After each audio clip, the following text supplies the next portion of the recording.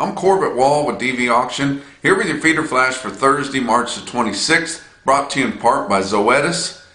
Fat cattle were $10 higher on Wednesday, and even though your board's been very volatile and up and down, didn't do a whole lot really on Wednesday. Your nearbys were higher, of course, because of the spot cash market being higher, but your out fronts were down. I'm not sure why that was. Maybe just some profit taking because of the big gains that we'd seen earlier in the week. But still here in Gainesville, Texas, helping Lone Star Angus out with their sale, not having an auction, just people coming by and buying the bulls there. The bulls are priced, and they can buy them online or come by and buy them, and it's not a bad way to do it. Everybody's keeping their distance. Your coronavirus scared people would be proud of us, but it takes about 100 times longer, and so a lot of sitting around and visiting there. But we did see quite a bit of activity in your cash market, both on the fat cattle side and your feeder cattle side, with your feeder cattle auctions a lot higher. I want to give a shout out to an auction that's having their first first auction that's going to be on the internet. And so Clarinda, Iowa, Clarinda Livestock Auction there. John Anderson, Frank Hepker, good guys that I've known for a long time, since they were into management at Maryville, Missouri. I used to go to that auction every week and know those guys really good. Run a first-class auction there. Going to be on the internet on dvauction.com for the first time. You can view and bid that sale. And it hadn't been very many years ago, if you were going to see a picture of a video of a Clarinda Livestock Auction, it was going to be the old rickety wooden rotunda with the skylight in the top, like you used to see back in the Midwest back in the day. But now nowadays it's a state-of-the-art facility, inside and out. Got a straight through big ring scale there, and I tell you what, they've got a really top auction there in southwest Iowa, and you guys can get on there, view and bid some of those top quality cattle right there. And I hated it took a crisis like this to get them on the internet, but sure glad to have them. We've been pulling their market for quite a while, which we don't have to broadcast your auction over the internet to pull the market from it. Just get a hold of us, guys. I mean, everybody's got a computerized clerking system. That's the way we get that information. We'd sure love to have you guys that aren't broadcast on the internet, or broadcast with somebody else for that matter. It's not a problem, but we've been getting the market from Clarinda for a long time. They've got a top auction there. Now you're going to be able to watch that sale. You can listen to Russell Sleep auction those cattle off, and he's a world champion livestock auctioneer. He also commissions cattle into that sale, and his wife works there on the block and in the office, and just a good place to market cattle and to buy cattle. But you talk about the board on Wednesday. April live cattle futures up $2.30 at 108.45, and that's our spot market, but it's a long ways back of that $120 fat cattle market. June live cattle down 70 cents at 96.32, and you go on further from there. They were some mixed there, but higher for the most part. Your March feeder cattle up 185 at 132.07. April down 135 at 128.72, and you go out front from there, and they were just kind of mixed. Your fat cattle trade, I told you they sold quite a few fat cattle, and they did. Wednesday was your big trade day. We've got quite a few confirmed sales, but there will be more sales that happened on Wednesday than what we have confirmed here after we get the totals on them. But for the most part, your Southern Plains sold at 120, which will be 10 bucks higher, like I mentioned at the start of the broadcast here. Your Northern Plains mostly 190 dressed. That'd be $15 higher dressed.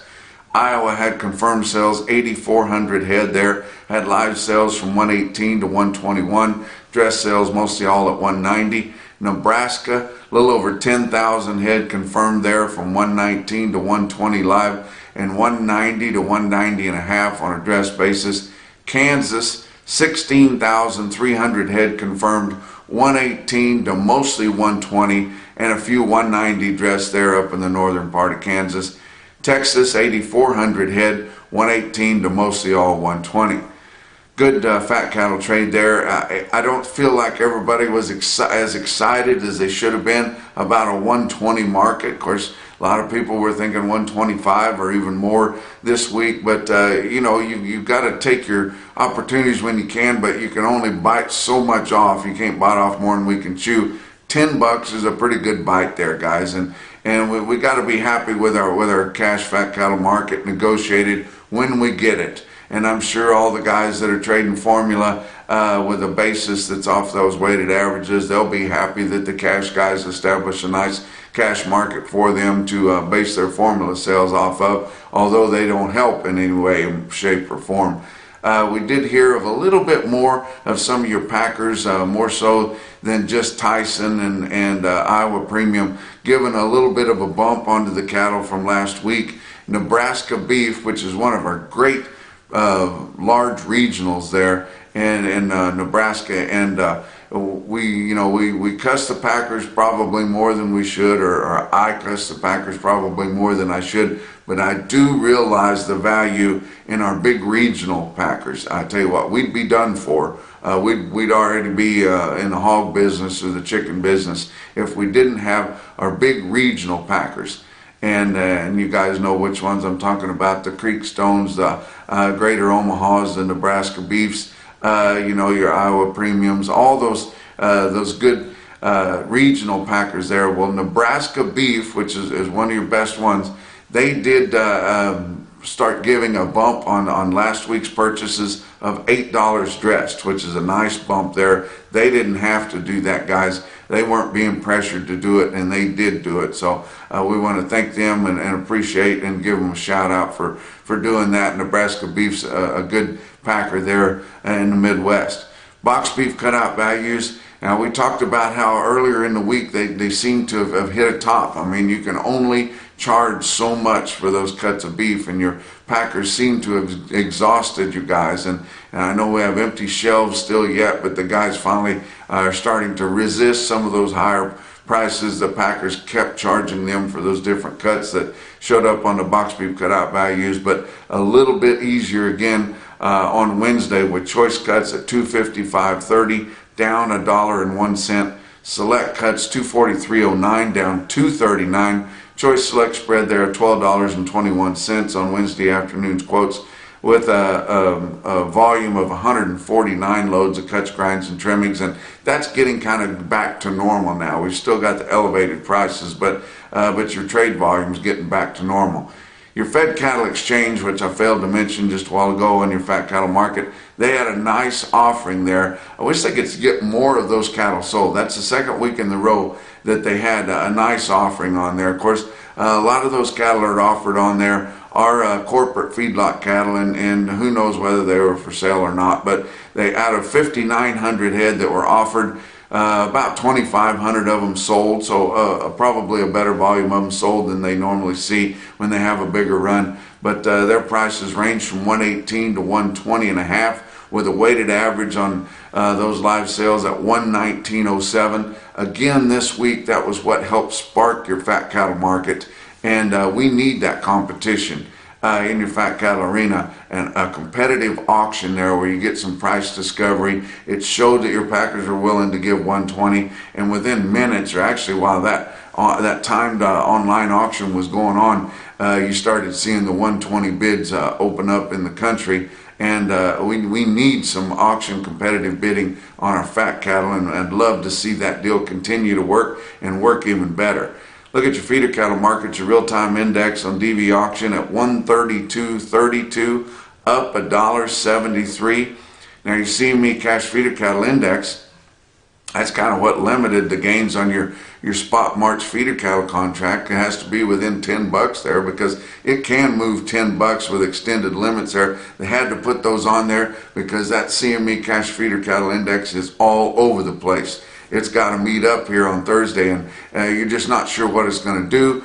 We talked extensively about how they dumped all those really cheap directs in there that your corporate feeders turned in.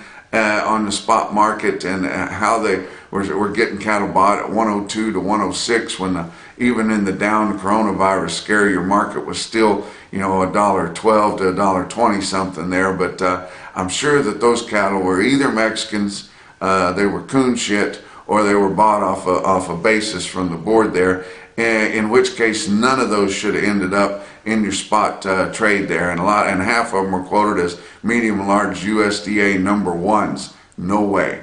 But your CME cash feeder cattle index pulling that junk with them made it up to 123.44. And once we get the trade turned in, which it's always a day and a half behind, once we get Wednesday's trade turned in with a lot of higher volume sales, it should get up there into the mid to high 120s. And but still, your March feeder cattle are going to have to back up to meet up with it. OKC West, El Reno, Oklahoma, 2,900 head there, which is still a really light run. They're getting backed up there because they're normally selling 6, 7, 8,000 head every week this time of year. But feeders were $10 to $20 higher. Calves were sharply higher, but not enough to really test the market.